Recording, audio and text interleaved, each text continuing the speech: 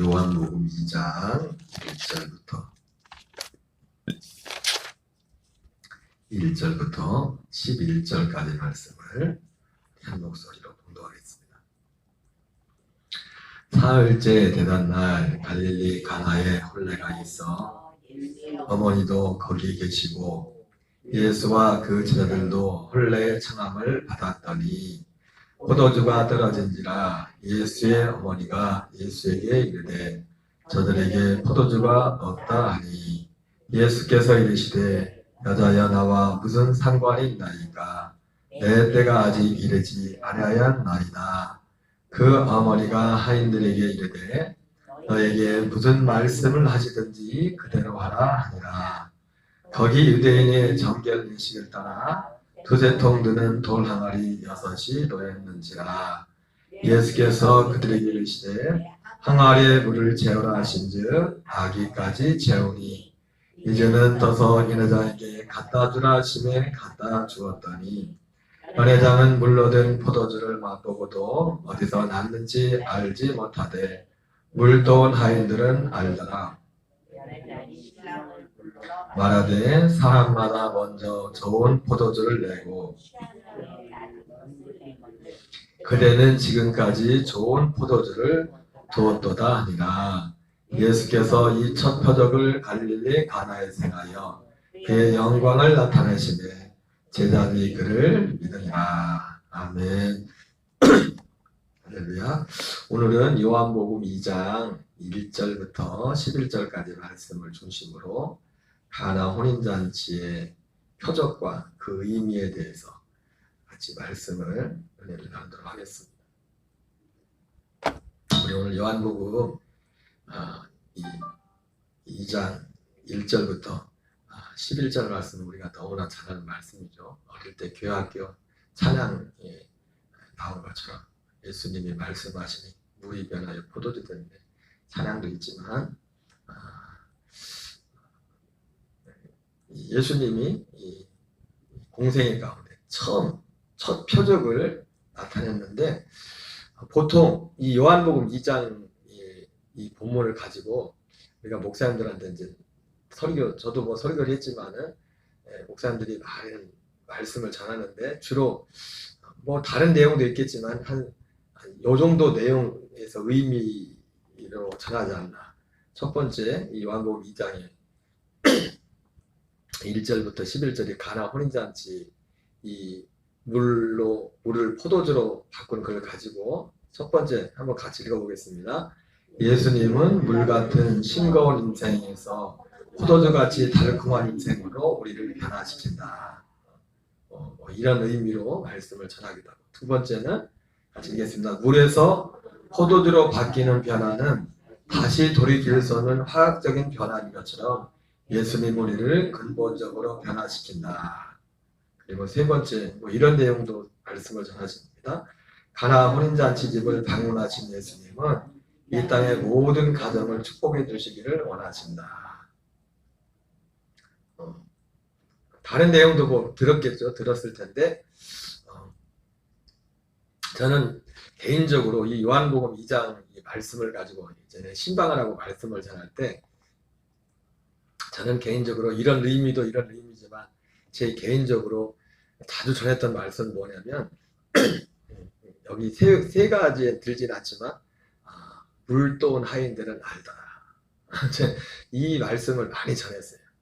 우리가 신앙생활 가운데 오늘 물이 변하여 포도주가 되는 이런 일들이 막 일어났는데 이런 일들이 어떻게 일어났습니까? 예수님의 능력도 능력이지만은 물을 떠온 하인들이 알았단 말이에요. 다른 사람들은 이 연회장이 아까 성경에 나오는 것처럼 아마 이게 포도주가 떨어졌는데 처음에 먹었던 포도주보다 예수님이 물로 만든 그 포도주가 훨씬 더 맛있었나 봅니다. 그래가지고 원래 사람들은 처음에 좋은 걸 내고 나중에 좀 그렇게 하는데 여기는 어떻게 처음에 안 좋은 거 나중에 게 더 좋냐.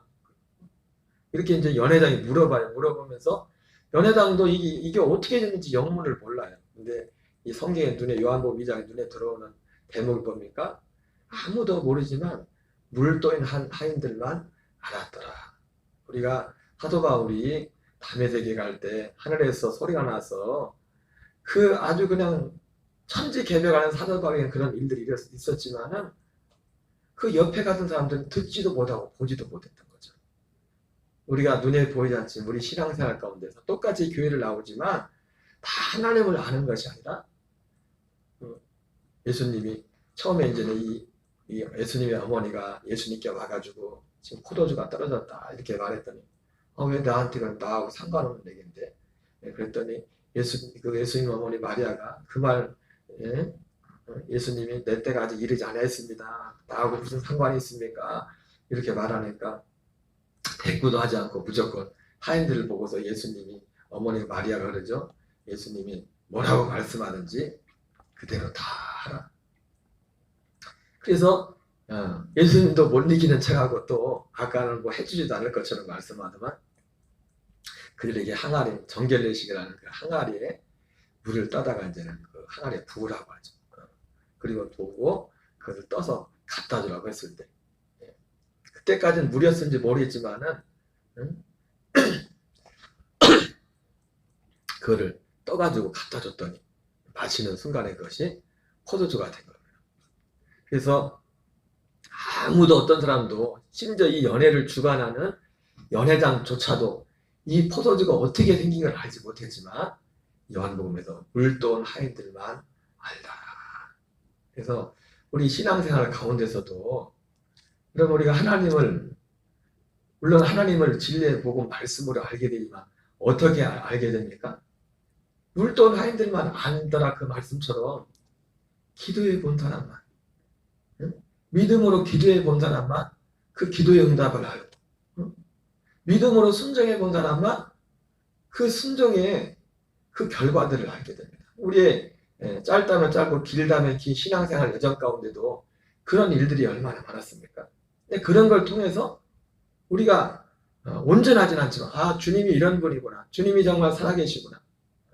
그래서 우리가 어떤 인생의 삶의 문제를 만날 때도 우리 믿음이 되는 건 뭐냐면 그 순종과 그 기도를 통해서 주님을 알게 됐기 때문에 오늘 이 하인들도 알게 되었다고 하는데 이 사실도 알았겠지만 오늘 이 말씀에 순종한 이 하인들이 크게 보면 두 가지를 알았죠. 이 하인들은 뭘 알았습니까? 이 포도주가 어떻게 해서 포도주가 된지를 알았어요. 물론 그것만 안 게 아니라 그걸 통해서 예수님이 어떤 분인지 그렇다고 확실하게 알긴 알겠지만은 예수님이 어떤 분인지 예수님이 이런 분이시구나. 물이 변하여 포도가 된 사실 그때 그 앞에서 일어난 그 팩트 그 사실을 알았고 그 사실뿐만 그 사실을 알게 된 것도 그것을 끝나는 게 아니죠. 그러니까 앞으로 삶을 살아가는 데 있어서도 그의 그 순종의 그 경험, 순종을 통해서 그에게 나타난 하나님의 그 경험이 나로 하여금 앞으로 살아가는 데서 삶에서 만나는 여러 가지 문제들 가운데 그것이 나로 하여금 또 믿음으로 살고 순종할 수 있는 또 염려할 수 있는 상황에서도 염려하지 않을 수 있는 그런 그리고 더 나아가서는 이것들이 연결돼서 어디까지 우리 연결이 됩니까? 결국은 이것이 연결돼서 우리의 마음이 하늘나라까지 주님 가장 하나님의 궁극적인 목적인 우리의 영혼에 구원하시는 그 믿음의 그 자리까지 우리 예수님이 요한복음 3장에서 말씀한 것처럼 내가 땅의 일을 말하여도 믿지 아니하거든 하늘의 일을 말하면 어찌 믿겠느냐 말씀했는데 그 땅의 일에 대한 그런 경험들이 쌓여서 그 믿음을 바탕으로 해서 우리가 하늘의 일을 향한 그 자리로 가는 그런 어떤 믿음의 예수님이 요한복음 20장에 말씀한 것처럼 이 많은 표적 자체가 그 자체가 우리를 구원하는 건 아니지만 그 표적을 통해서 예수님이 이런 분이시구나 하나님이 살아계신 분이구나 이런 것을 알게 되어 결국 우리로 하여금 그것을 디딤돌로 해서 우리로 예수께서 하나님 그리스도이심을 알게 하고 그리고 그분이 하신 결국 어디까지? 그분이 하신 모든 약속까지도 믿게 돼서 우리가 궁극적으로 새 언약의 그 믿음의 자리까지 나가게 되는 것입니다. 그럼에도 불구하고 오늘 이 가나 혼인잔치의 표적은 제일 중요한 게 뭐예요? 제일 중요한 게 가나 혼인잔치 표적이 제일 큰 의미가 뭐예요? 여러분 생각에는? 예? 첫 번째 표적, 첫 번째 표적. 뭐든지 첫 번째는 중요하죠, 그죠? 자식을 낳아도 어쨌든 첫째는 그러면 안 되지만은, 물론 뭐 지금 우리는 둘밖에 안 되지만 첫째하고 둘째하고 구분은 없는 것 같아요. 둘 다 똑같이. 근데 옛날 분들은 첫 번째 표적이라는 거, 예수님이 하실 일들이 많이 있었을 텐데 예수님이 표적을 행하시는데 첫 번째 표적을 가나 혼인잔치에서 물을 포도주로 만들었어요. 이 첫 번째 표적이라는데 참 의미가 있고 그리고 이 첫 번째 표적을 통해서 예수님이 하시고자 하는 여기 요한복음 2장 11절에 예수께서 이 첫 표적을 갈릴리 가나에서 행하여 그의 영광을 나타내시네. 그 제자들이 믿으니라 이렇게 말했는데, 우리가 이 첫 번째 표적과, 그래서 첫 번째 표적을 통해서 예수님이 여러분 사람도 첫인상이 그렇게 중요하잖아요. 첫인상이 처음 만났을 때, 그리고 회사에서 직원들 채용할 때도 첫인상을 그렇게 중요하게 본대요. 첫인상이 50% 이상 먹고 간다. 첫인상이. 그 사람의 첫인상 자체가 하루아침에, 이 이미지가 하루아침에 만들어진 게 아니잖아요. 물론 그 인상을 다 믿을 건 못해. 그런데 어쨌든 그럼에도 불구하고 이 첫인상이 중요합니다. 이 가나 혼인잔치에는 예수님이, 사실은 결론적으로 말하면 예수님이 이 땅에서 오시고자 하는 이 정말 가장 중요한 그것을 이 첫 표적 가운데서 나타내고 있어요. 우리가 이걸 알기 전에 먼저 유대인의 결혼식과 포도주와 관련된 걸 알아야 됩니다. 오늘 예수님이 물을 포도주로 만들었잖아요. 그죠? 우리 요한복음 1장 11절 다시 같이, 2장 11절 잘못 들어갔네. 같이 읽겠습니다. 시작. 예수께서 가나에서 행하여 그의 영광을 나타내시매 제자들이 그를 믿으니라. 이 첫 표적은 유대인의 결혼식과, 특별히 유대인의 결혼식 가운데 물을 포도주로 만들었잖아요. 그죠? 사건이 포도주와 관련되어 있어요. 포도주와. 여기에서 예수님이 하고자 하는 말씀이세요. 여러분 사실은 포도주 하면 생각나는 게 뭐예요? 예수님이 공생에, 뒤에도 말씀하게 보겠지만 하긴 하겠지만은 공생의 시작과 끝이 포도주로 시작해서 포도주로 끝났어요. 물을 변하여 포도주로 만든 첫 표적을 시작해서 예수님 십자가 지기 전에 최후의 만찬이라고 그래요. 최후의 만찬이었는데 마지막 6월절 예식 가운데 마지막 한 게 뭡니까? 떡과 포도주, 그 포도주, 그것을 기념하라고 했어요. 그러니까 시작과 끝 그 속에 예수님께서 하시고자 하는, 예수님께서 이 땅에 오셔서 하시고자 하는 그 가장 중요한 목적을 이 표적 가운데서 나타내셨다. 유대인들은 결혼식을 하는데, 바로 말씀을 이제 확인하겠지만은, 이 마리아하고 요셉도 정혼하는 관계였잖아요. 그죠? 쉽게 말하면 정혼하는 관계가 뭐냐면, 우리 같은 경우는 정식 결혼식을 해가지고 해야 되잖아요. 그죠? 우리가. 근데 여기서 약혼이란, 유대인에게서 약혼과 같은 게 그들은 사실은 정혼하는 거와 똑같다. 정혼하는 순간에 유부녀, 유부남이 되는 거예요. 쉽게 말하면. 그런데 육체적으로는 아직 처녀 총각이에요. 무슨 말씀이 아세요? 육체적으로는 처녀 총각인데, 처녀 총각이지만, 그래서 마리아가 천사가 찾아와서 그죠? 나는 남자를 알지 못한댔지 않습니까? 마리아도 그렇고 요셉도 그렇고 유부녀고 유부남이었다고요. 유부녀고 유부남. 아직 한 집에서 살질 않지만 유부녀와 유부남이었어요. 그래서 이거는 우리나라 따지면 정식 부부화 된 거하고 똑같다. 그래서 만약에 마리아가 진짜 성령으로 잉태된 것이 아니면 돌마다 죽어야 돼요. 정식 결혼한, 우리로 따지면 정식 결혼한 거 똑같기 때문에. 근데 유대인들은 우리하고 좀 달라요. 이들 요셉과 마리아가 어떤 상태냐면, 유대인들은 그런 데나요. 어떤 남자가 길을 가다가 길에서 어떤 눈이 뿅 가는 어떤 처녀를 봤어. 그러면 아버지한테 가서 아버지 내가 지나가다가 안무개를 봤는데 내가 너무 저 아가씨가 너무 좋다고 저 아가씨하고 같이 살고 싶다고. 그럼 같이 살고 싶다고 사는 게 아니라 이제는 그러려면 이제는 그 허락을 받아야 돼요. 허락을. 당신과 살고 싶겠습니다. 근데 허락을 받는데 어떻게 하냐면 이제 오늘 이 갈릴리 가나 혼인잔치처럼 이게 그런 거예요. 그런 거. 뭐냐면 이제는 아버지한테 잔치 비용을 좀 달라고, 잔치 비용을 달라고 해요. 한 일주일 정도 잔치를 해요. 지금 일주일 잔치를 베푼 거예요. 그러니까 지금 여기 갈릴리 가나의 혼인잔치는 우리가 생각하는 그런 혼인잔치가 아니라 조금 다른 겁니다. 그런데 그 어떻게 하느냐? 어쨌든 그 자기가 돈을 가지고 가서 그 자기 집에 사는 게 아니라 신부가 될 집에 가서 잔치를 베푸는 거 사람들을 초대해서 일주일 내내 잔치 베풀고 사람들한테 이렇게 하면서 그들을 마음을 얻고 마지막에 이제 어쨌든 일주일 동안 뭐 하냐?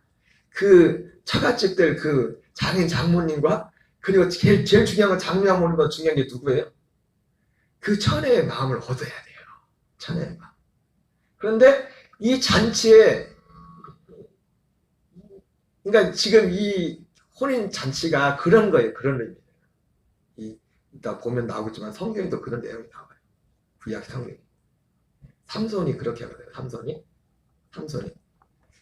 그래서 이제는 마지막 이 7일 이 잔치 중에서 제일 중요한 게 뭐냐면 제일 중요한 건 뭐예요? 잔치를 왜 잔치를 하는 거예요? 여자한테 허락받으려고 나 당신하고 같이 살겠습니다. 허락받으려고 그걸 하는 거예요.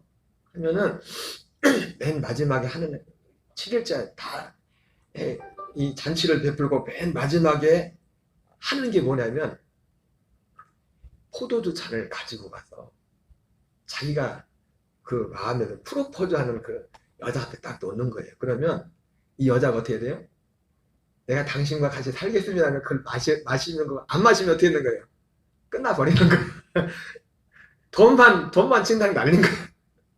이렇게 만약에 남자들이 프로포즈를 한 7번만 해버려서 어떻게 하냐? 집안을 다 가상을 다 탕진해버리고 완전 망해버리고 그냥 프로포즈도 잘해야 돼요.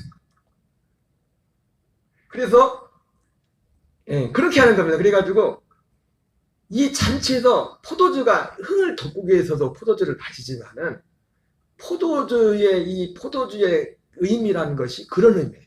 왜? 이 포도주가 있어야 마지막 이 처녀에게 나 당신하고 같이 살고 싶습니다. 오케이. 그 허락을 받는 거라고. 이걸 딱 마셔야 이 포도주. 그러면 그리고 나서 어떻게 하느냐? 이 남자가 허락을 받고서 같이 사는 게 아니에요. 어떻게 해요? 집으로 가서 대략 1년 정도에서 같이 살 집을 준비하는 거예요. 여러분 뭐 생각나잖아요. 내가 너희를 위해 처소를 예비하는 거. 똑같은 거예요. 똑같은 거.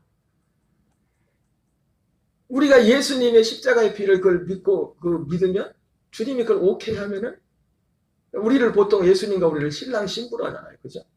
오케이 하면 요한복음 14장에 나오는 것처럼 내가 너희를 위하여 처소를 예비하러 가노니 가서 너희를 위하여 처소를 예비하면 내가 다시 와서 똑같은 거예요. 신랑이 가가지고 어쨌든 그런데 그 1년 대략 1년인데 그 기간 동안에 서로 신분이 벌써 유부녀가 된 거예요. 부부가 된 거라. 사실 부부가 됐지만 육체적인 관계는 아직 하나도 안 됐어. 하나도 안 됐어. 진짜 부부는 언제 되는 거예요? 처소를 준비해가지고 왔을 때 진짜 부부가 되는 거예요. 그때까지 이 정결을 그 약속을 잘 지키고 그때까지 기다리고 자기 어떤 정절을 서로에 대한 그 정절을 잘 지키고 있어요. 그러면 이 남편이 가가지고 어떻게 해서 1년 동안에 월세가 됐든지 전세가 됐든지 준비해가지고 와서 같이 사는 겁니다. 그러니까 이 지금 요셉과 마리아도 그 기간이 그런 기간이었던 겁니다. 그 기간을 마치고 나서. 예수님께서 오늘 이 갈릴리 가나에서 아까 우리가 갈릴리 가나 혼인잔치 여러 가지 그런 교훈들이 잘못된 거 아닙니다. 다 나름대로 의미가 있지만 그러나 갈릴리 가나 혼인잔치에서 저도 물도나 핸들만 알더라. 그것도 의미가 있지만은 예수님이 그 많은 게 첫 번째 표적인데, 그 첫 번째 표적인데 물을 포도주로 만든 그 속에는, 그 포도주와 관련된 것에는 바로 예수님께서 이 땅에 오셔서 이루신 그 일이 무엇인가. 이 포도주 속에, 그 포도주 속에 비밀이 있는 거. 포도주 속에 그 피를, 그 피, 포도주는 피를 상징하잖아요. 그 포도주 잔을 신부될 그 처녀가 받아줘야 그 다음에 우리가 이 땅에 온 사람들이 하나님을 인정하고 회개하고 예수님이 나를 위해 죽으신 그 사실을 믿고 내 주님의 그 십자가를 정말 인정하고 내 죄를 위해 죽으신 걸 인정하고 그걸 받아들일 때 그 다음에 주님이 가서 내가 너를 위해 처소를 예비하라 가리라. 그래서 처소를 예비해 다시 오리라. 와서 내가 너희와 함께 있겠다. 그렇게 말했던 것처럼 그 일이 우리에게 이루어지는 거예요. 그러니까 완벽하게 이 유대인의 결혼식과 이 포도주에 관련된 이 속에 복음이 그대로 녹아야 돼요. 복음이 그대로 녹아야 돼요.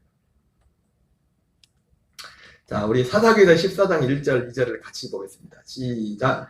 삼손이 딥나에 내려가서 거기서 블레셋 사람의 딸들 중에서 한 여자를 보고 올라와서 자기 부모에게 말하이르되 내가 딥나에서 블레셋 사람의 딸 중에서 한 여자를 보았사오니 이제 그를 맞이하여 내 아내로 삼게 하소서 하며. 비슷하죠, 그죠? 삼손이 길 가다가 블레셋 여자에 뿅 맞아가지고 아버지가 앉아가지고 내가 딘다에서 블레셋 사람 딸 중에 한 여자를 보았는데 내가 뿅 갔습니다. 내가 이제 그를 맞이하여 내 아내로 삼게 하소서. 그래가지고 14장 10절에 보면은 같이 읽겠습니다. 시작. 삼손의 아버지가 여자에게로 내려가면 삼손이 거기서 잔치를 베풀었으니 청년들은 이렇게 행하는 풍속이 있었습니다. 그래서 여기는 삼손의 아버지. 그래서 어디로 가요? 잔치를 어디서 베풀었어요? 여자 집에 가서 베푸는 겁니다. 여자에게로 데려가면. 보통 우리 잔치는 남자 집에서 잔치를 해야 되는데 여자 집으로 데려가면 삼손이 거기서 잔치를 베풀었어요. 이 잔치가 그런 잔치. 청년들은 이렇게 하는 풍속이 있습니다. 다른 데는 소년들이라고. 소년들. 아마도 이때 삼손이 나이가 그렇게 많지 않았던 것 같아요. 그래가지고 여기 보니까 특별히 삼손의 아버지가 내려갔다. 삼손의 아버지가. 미성년자였는지 아직 그건 정확히 모르겠지만 다른 번역에는 여긴 청년이라고 그랬지만 다른 번역에는 뭐 소년이라고 돼 있거든요. 어쨌든 의미가 지금 무슨 말인지 나오죠. 유대인들이 했던 결혼 풍습. 지금 아직 결혼이 아니라 지금 길 가다가 삼손이 블레셋 여자를 보고서 막 뿅 가가지고 부모님한테 가서 그대로 말하는 거예요. 내가 마음에 든 여자가 생겼는데 좀 어떻게 도와달라. 그러니까 아버지가 돈을 장만해가지고 지금 그 삼손이 마음에 드는 그 여자 집으로 가는 겁니다. 뭐 하려고? 그거 하려고. 아까 제가 말씀드린 그 일을 하려고. 마태복음 1장 18절 읽겠습니다. 시작. 예수 그리스도의 나심은 이러하니라. 그의 어머니 마리아가 요셉과 약혼하고 동거하기 전에 성령으로 잉태된 것이 나타났더니. 여기도 아까 말씀드렸죠. 그의 어머니 마리아가 요셉과 약혼하고. 자, 그런데 참 약혼하는 것도 그렇죠. 아까 피를 마신다고 했지만은 여자 입장, 우리 신부된 입장에서 볼 때도 신랑을 받아들이려면 마음에 맞아야 되잖아요. 그죠? 근데 예수님은 우리 신랑이고 우리가 이제 신부 입장이에요. 신부 입장인데, 자, 우리 입장에서 볼 때 그 유대인의 풍속에서는 그 신랑 될 사람이 남자가 마음에 들면 포도주 피를 이렇게 마시는 건데 우리가 이 과정에서도 우리가 예수님과 하나 되는, 그러니까 우리가 그분을 받아들여야 되죠. 그죠? 받아들여야 되는데 중요한 게 뭡니까? 그러니까 제가 자주 말씀드렸던 것처럼 우리가 예수님과 신랑 신부의 한 몸이 되는 이 주님이 오신 이 약속이 우리에게 이루어지려면 아무 예수님, 다른 예수님을 받아들이면 안 돼요. 다른 예수님. 어쨌든 그의 어머니 마리아가 요셉과 약혼하고 동거하기 전에 유부남하고 유부녀인데 아직 처녀 총각이야. 그러죠? 요셉과 마리아가 분명히 유부남이고 분명히 유부녀입니다. 근데 처녀고 총각이야. 바로 그런 아까 말씀드렸던 내용이 여기에 담겨 있는 겁니다. 누가복음 1장 34절 읽겠습니다. 마리아가 천사에게 말하되 나는 남자를 알지 못하니 어찌 일이 있으리까? 천사가 대답해 이르되 성령이 내게 마시고 지극히 높으신 이의 능력이 너를 덮으시니 이러므로 나실 바 거룩한 이는 하나님의 아들이라 일컬어지리라. 유부녀인데 유부녀입니다. 약혼하는 순간에 유부남이 되는 거예요. 근데 남자를 알지 못해요. 유부남인데 여자를 알지 못해요. 요셉은 유대인의 결혼 동생. 다시 처소를 준비해서 와서 같이 살기 전까지는 유부남이지만 남자와 여자를 알지 못해요. 자, 그래서 아까 말씀드렸지만 이것이 오늘 이 가나 혼인잔치의 첫 표적, 이 표적과 그 의미가 바로 유대인의 결혼 풍습과 그 포도주의 그 관계 속에 이 오늘 가나 혼인잔치의 그 의미가 무엇인지를 예수님이 왜 그 많은 표적들 중에 혼인잔치에 가서 정혼하는 그 자리에 가서 예수님이 물을 포도주로 만들었는지 그걸 보여주고 있습니다. 결국 예수님은요, 아까 말씀드렸죠, 새 언약의 중보자로 오신 겁니다. 그 피가 똑같잖아요. 그 피를 우리 입장에서 아들된, 우리 입장이면 신부도 신부지만 우리가 하나님의 아들 되는 거잖아요. 아들 되는 그 관계 가운데 그 피를 받아야만 우리가 예수님이 가셔서 다시 우리를 위해서 그 신랑 될 사람이 가서 같이 살 처소를 준비해서 오듯이 예수님도 가셔서. 그러니까 그 포도주는 뭡니까? 새 언약의 그 피는 예수님의 피를 상징하는 건데 새 언약의 중보를 새 언약의 중보. 그 피를 통해서 그 피를 마셔야만 그 피를 마심으로 이 신부는 신랑에게 같이 살겠습니다. 이거를 분명히 그냥 무조건 받는 것도 아니에요. 일주일 동안 쳐다보는 겁니다. 평생 살 사람인데. 예수님을 진짜 믿는 거는 아무 생각 없이 내가 믿을게. 그거는 믿는 게 아니에요. 성경에서 그 베레아 교인들이 말했던 것처럼 성경이 뭘 하는지를 확인하고 믿음이 뭔지 이걸 다 확인하고서 예수님 믿는 건 이런 거구나. 이걸 정말 정확하게 분명하게 알고 오케이.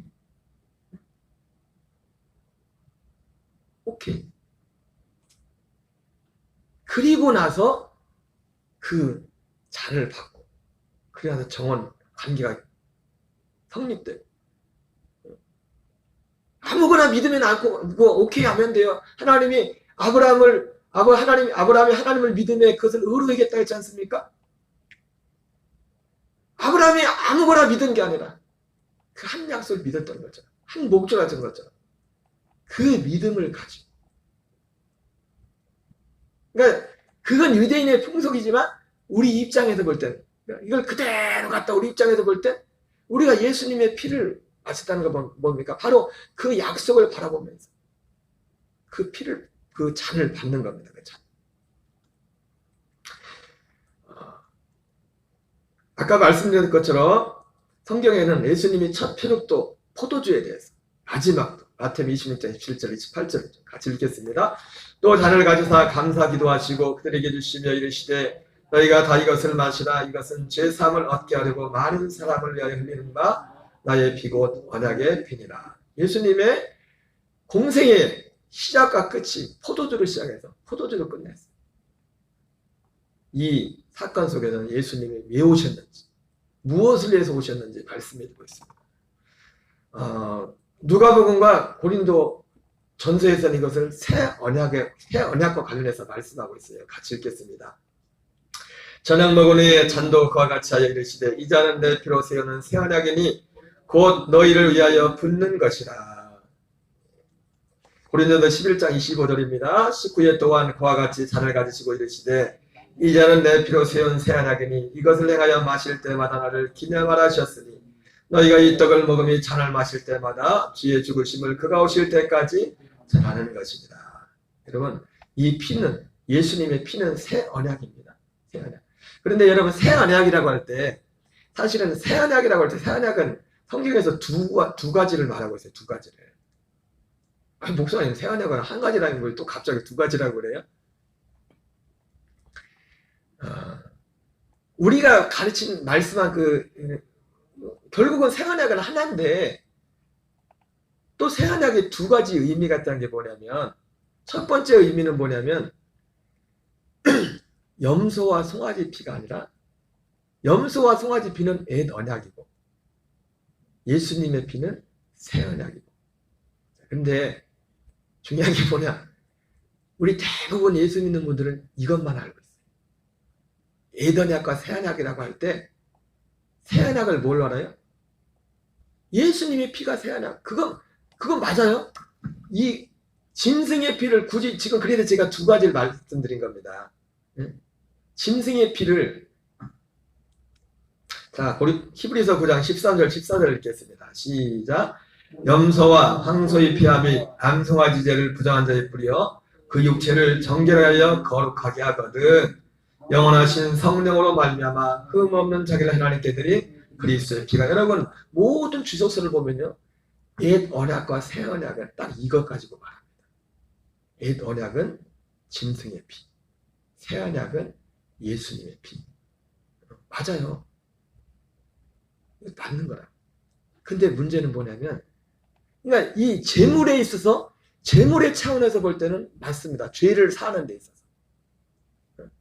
재물의 차원에서, 죄를 사하는 차원에서는 그 차원에서 볼 때 옛 언약은 염소, 황소의 피, 짐승의 피고 그게 옛 언약이고, 그리고 새 언약은 예수님의 피, 영원하신 성령으로 말미암아 흠 없는 자기를 하나님께 드린 그리스도의 피, 이것이 새 언약입니다.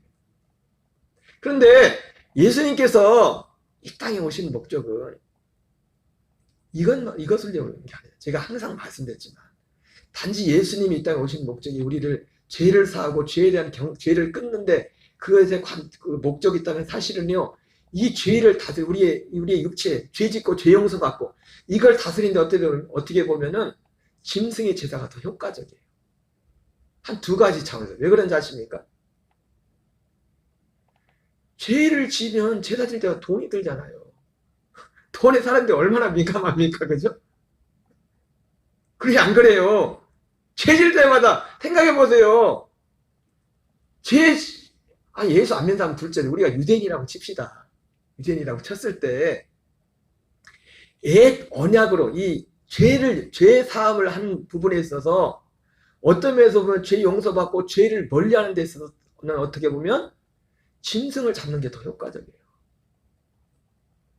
아니, 2000년 전에 예수님 눈에 보이지도 않고, 근데 실제로 우리 보고 모든 사람이 의무적으로라도 죄 지면 짐승 잡아서 용서받으라 그러라고 친다면 두 가지 문제가 있습니다. 효과적인 게 방금 말씀인 것처럼 죄 질 때마다 양을 끌고 와야 되거든. 양 한 마리가 얼마인데.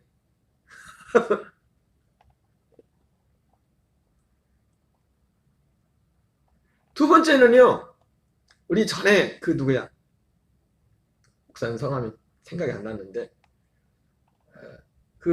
어느 성경을 가르치는 학교에서 1년에 한 번씩 꼭 이 양을 실제로 잡는 의식을 한다잖아요. 그죠? 근데 실제로 그 제사는 내가 한다고 내가 직접 다 잡아야 되거든요. 다 각을 떠야 되거든요.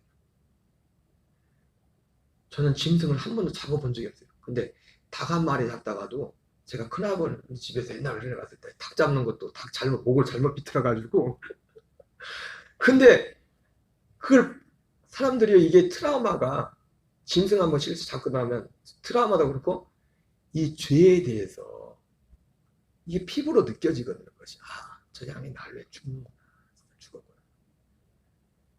양이 아무리 조용히 준다고 해서 소리 안 지를까요? 소리 안 질리겠어요, 양이? 생각해보면 그걸 보면서 어떻게 또 그 죄를 계속 쉽게 짓겠냐고. 1년은 가겠지, 유효가 몇 달. 그렇게 죄를 짓고 나면. 그거 하고 나면.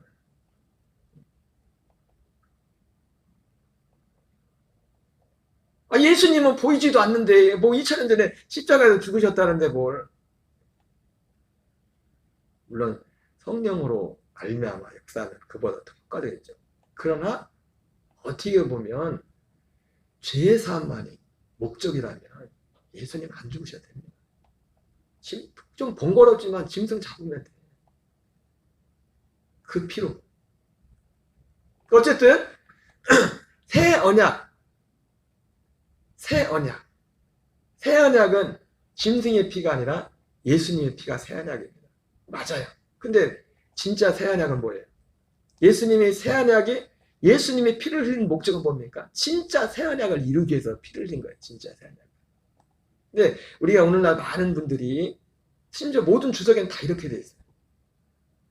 옛 언약과 새 언약이 뭐냐? 옛 언약은 짐승의 피, 새 언약은 예수님의 피. 근데 진짜 새 언약은 따로 있죠. 에레미야 31장 31절 32절이 새 언약을 말하죠. 같이 읽겠습니다. 여호와의 말씀이니라. 보라 날이 이르리니 내가 이스라엘 집과 유다 집에 새 언약을 맺으리라. 이 언약은 내가 그의 조상들을 손을 잡고 애굽 땅에서 인도해내던 날에 맺은 것과 같이 아니할 것은 내가 그들의 남편이 되었어도 그들이 내 언약을 깨뜨렸습니다. 여호와의 말씀이니라. 그러나 그날 후에 내가 이스라엘 집과 맺을 언약은 이라니 새 언약이죠. 곧 내가 나의 법을 그들의 속에 두며 그들의 마음에 기록하여 나는 그들의 하나님이 되고 여호와의 말씀이니라. 그들이 다시는 각기 이웃과 형제를 가리켜 이르기를 이는 작은 자로부터 큰 자까지 다 나를 알기 때문이라. 예. 이것이 진짜 새 언약입니다. 옛 언약은 율법이 옛 언약이고 새 언약은 바로 이 새 언약. 히브리서에서도 말하죠. 히브리서 10장 9절 10절 읽겠습니다. 그의 말씀하시기를 보시옵소서 내가 하나님의 뜻을 행하러 왔나이다 하셨으니 그 첫째 것을 폐하심은 둘째 것을 세우려 하십니다.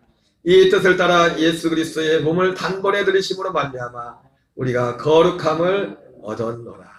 이것이 새 언약이죠. 예수님이 오신 목적이 예수님이 피를 흘리신 목적도 뭐예요? 예수님이 짐승의 피가 아니라 아들의 피로 성령으로 영원한 성령으로 말미암아 흠없는 자기를 하나님께 드리는 그 피로 오신 목적이 뭐예요? 이 뜻을 이루기 위해 오셨단 말이에요. 이 뜻을. 그 피를 흘리신 목적. 내가 하나님의 뜻을 행하러 왔나이다 하셨으니 그 첫째 것을 폐하시면 둘째 것을 세우려 하십니다. 히브리서 10장에 그 뒤에 정확히 예레미야 31장 31절부터 34절까지 말씀 그대로 인용하고 있어요. 이 새 언약에 대해서 말씀하면서. 히브리서 9장 14절 15절 읽겠습니다. 시작. 하물며 영원하신 성령으로 말미암아 흠없는 자기를 하나님께 드린 그리스도의 피가 어찌 내 양심을 죽은 행실에서 깨끗하게 하고 살아계신 하나님을 섬기게 하지 못하겠느냐. 이로 말미암아 그는 새 언약의 중보자시니 이는 첫 언약 때 범한죄에서 승량하려고 죽으사 부르심을 입은 자로 하여금 영원한 기업의 약속을 얻게 하려 하십니다. 바로 그 그리스도의 피, 그 피가 바로 새 언약의 중보예요. 그 피가. 그러니까 피도, 예수님의 피도 어떤 의미에서는 새 언약인데 그 예수님의 피는 진짜 성경에서 말하는 그 새 언약의 중보란 말이에요. 새 언약의 중보. 새 언약의 중보. 예수님께서 오늘 바로 갈릴리 가나 혼인잔치에서 물을 포도주로 만든 그 사건은 바로 유대인의 정원, 결혼 그 풍습과 그 결혼 풍습, 정원하는 그 풍습 가운데 있는 중요한 절차예요.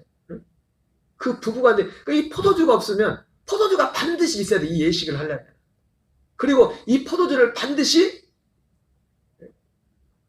그러니까 우리가 예수님의 피를 믿는 것도 아무나 그 신랑에 대해서 그 피를 신부가 그 잔을 마실 때 신랑을 보고서 신랑에서 오케이 해야 되잖아요.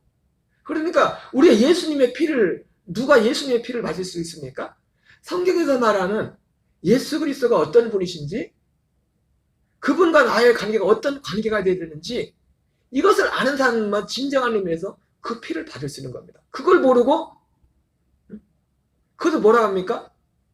그 청차식 얘기하면서 사도 바울이 뭐라고 해요? 죄 짓는 거잖아요. 의미도 없이 그냥 피를 그 잔을 받는 건 죄 짓는 거라잖아요.